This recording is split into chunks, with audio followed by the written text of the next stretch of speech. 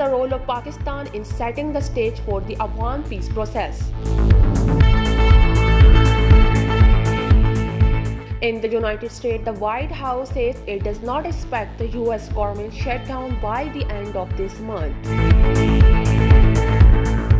Turkey power projection risks military clash in the Mediterranean, former PM says. UN chief termed COVID-19 a game changer for international peace and security.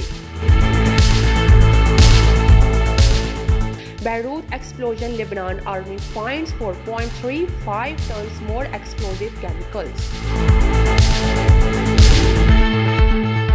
Over 40 crew members missing after cattle ship capsized in storm off Japan.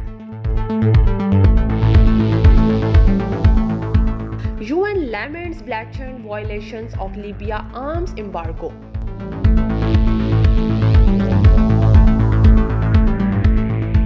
Minister for Education Shafqat Mahmood has said that the final decision regarding the opening of educational institutions will be taken on Monday. Taiwan redesigned passport, shrinking public of China.